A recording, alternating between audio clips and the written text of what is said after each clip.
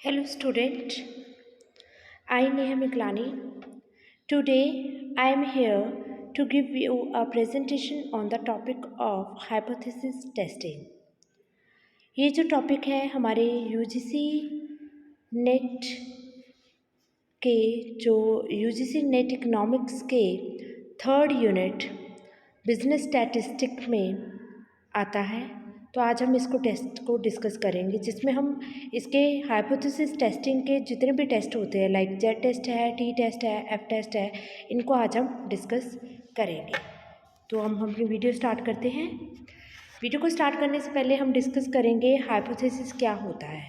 Hypothesis एक predictive statement होती है जो कि बाद में एक साइंटिफिक मेथड के थ्रू टेस्ट की जाती है। इसमें हम लोग इंडिपेंडेंट वेरिएबल्स का सम कुछ डिपेंडेंट वेरिएबल्स के बीच में रिलेशन फाइंड आउट करते हैं। एक हाइपोथेसिस क्या स्टेट करता है कि हम लोग अपनी स्टडी में क्या फाइंड आउट करना चाहते हैं। ठीक है कि अगर वो चीज़ें फाइंड आउट हो जाती है तो उसकी वैलिडिटी को चेक करते हैं कि वो वैलिड है कि नहीं है। जैसे फॉर एग्जांपल है हमारे पास student who receive counselling will show a greater increase in creativity than student not receiving counselling. जिन स्टूडेंट्स को काउंसलिंग रिसीव होती है, ठीक है, तो वो ज़्यादा मतलब एनर्जेटिक वे से क्रिएटिविटी शो करते हैं as compare to the student जिनको काउंसलिंग रिसीव नहीं होती है। So that is the example of hypothesis जिसमें हम पहले से एक प्रिडिक्टिव स्टेटमेंट लेके चलते हैं, पहले से हमको सोच के चलते हैं कि जो स्टूडेंट है वो क्या सोच रहे हैं। हाइपोथेसिस हमारे पास दो तरीके के होते हैं। पहला हाइपोथेसिस होता है नल हाइपोथेसिस। नल हाइपोथेसिस क्या होता है कि that we hold as a true unless we have sufficient statistical evidence to conclude otherwise. जो नल हाइपोथेसिस है वो इस चीज़ को स्टेट को शो करता है कि हम लोग क्या ट्रू कर रहे हैं और कितना सफिशेंट है।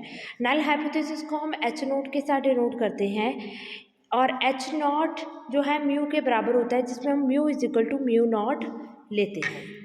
ठीक है, so that is our case of null hypothesis in which H naught mu is equal to mu naught. Null hypothesis मतलब क्या है कि भी कुछ भी चेंज नहीं है, उसको हम नल हाइपोथेसिस कहते हैं। Now there is alternate hypothesis. Alternate hypothesis क्या होता है, नल हाइपोथेसिस का उनको निगलेक्ट करते हैं कि नल हाइपोथेसिस नहीं है, तो इसको हम एच ए के साथ डिनोट करते हैं। और हमारा जो नल हाइपोथेसिस है वो एच नॉट के साथ डिनोट होता है जिसमें mu is equal to mu naught होता है। बट अल्टरनेट हाइपोथेसिस में एच ए जो होता है वो क्या होता है, mu is not equal to mu naught, या फिर वो इसके ग्रेटर होगा या फिर वो लेस देन होगा म्यू नॉट के। That is our alternate hypothesis. So level of significance होते हैं हम इसमें जो percentage of level of significance का मतलब क्या होता है कि कितना परसेंटेज ऑफ रिस्क जो है वो है नल हाइपोथेसिस के रिजेक्ट होने का। इसको हम 1%, 5% या 10% के लेवल से लेते हैं और इसको हम अल्फ़ा के साथ नोट करते हैं और 1 माइनस अल्फ़ा जो होता है वो कॉन्फिडेंस इंटरवल को शो करता है। Now risk of rejecting null hypothesis when it is true. कितना रिस्क होता है नल हाइपोथेसिस को रिजेक्ट करने का।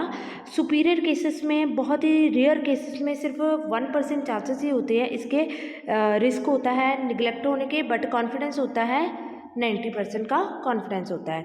क्रिटिकल केसेस में 1% होता है और इसमें भी 9% ही होगा। इंपॉर्टेंट केसेस में 5% होता है, 95% इसके कॉन्फिडेंट रहता है। और मॉडरेट केसेस में इसके रिस्क होता है रिजेक्ट होने के 10% और एक्सेप्ट होने के 90% होता है।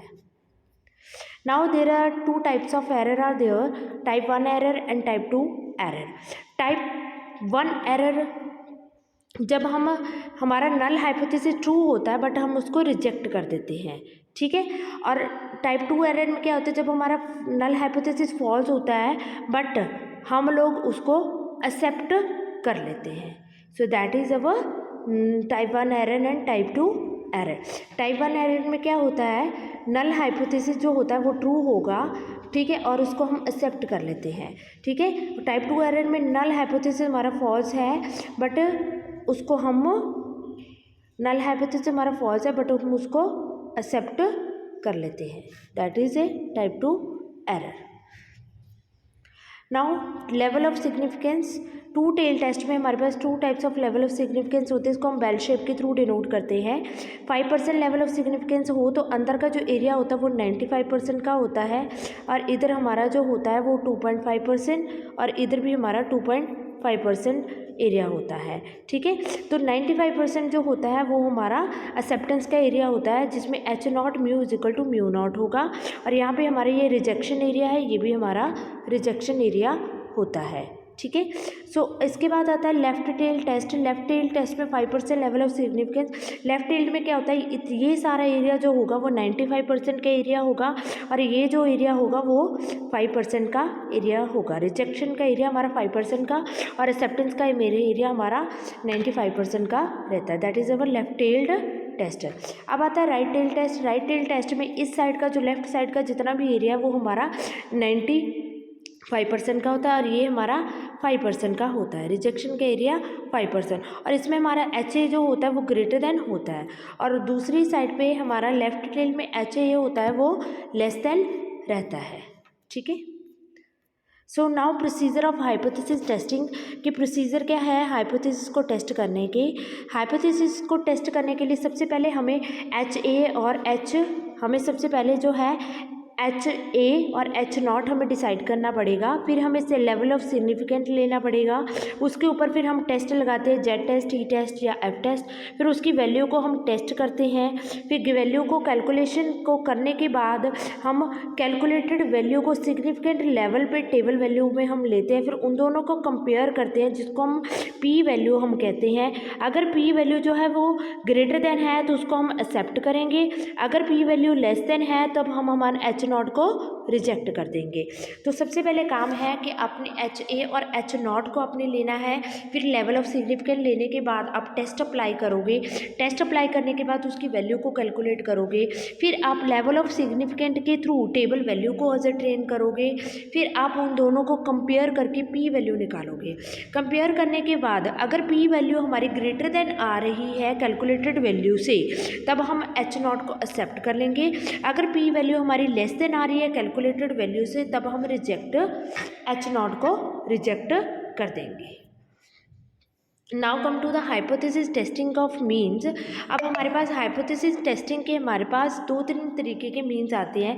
पहला आता है Z test and T test. तो सबसे पहले हम Z टेस्ट को डिस्कस करेंगे।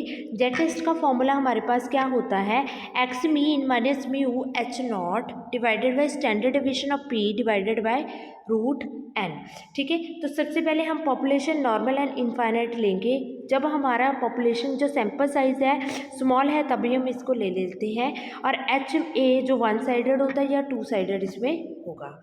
अब अगर हमारे पास टेस्ट पॉपुलेशन अगर इनफाइनाइट है और पॉपुलेशन का साइज स्मॉल है और HA जो है 1 साइडेड और 2 साइडेड है, तब हम ये भी फॉर्मूला अप्लाई कर सकते हैं। नेक्स्ट आता है टी टेस्ट। टी टेस्ट का फॉर्मूला भी हमारे पास सेम होता है एज इट इज़, बट इसमें हम स्टैंडर्ड डिवीजन ऑफ S लेते हैं। इसमें हमारा जो सैंपल साइज़ है वो स्मॉल होता है। मतलब जेड टेस्ट कब लेंगे, जब हमारा सैंपल साइज़ जो है वो लार्ज है, और टी टेस्ट हम कब लेते हैं, जब हमारा सैंपल साइज़ स्मॉल है। बाकी प्रोसीजर सेम रहेगा जैसे हमने किया है। So that is the second formula for the calculation of T test. Now F test. F test क्या होता है, जब हमारा पॉपुलेशन जो होती है वो नॉर्मल होती है और हमारे जो सैंपल्स हैं वो रैंडमली डिसाइड किया जाता है और कोई भी मेजरमेंट एरर ना हो, और जो एच है वो 1 साइडेड या 2 साइडेड हो, तब हमारा एफ टेस्ट का फॉर्मूला होता है स्टैंडर्ड डिवीजन ऑफ S1 का square divided by standard division of S2 का स्क्वायर। जब हमारे पास 2 तरीके के सैंपल्स हो तब हम एफ टेस्ट का ये फॉर्मूला अप्लाई करते हैं। So that is all about my today topic. I hope you will all understand what is a hypothesis testing. Thank you so much.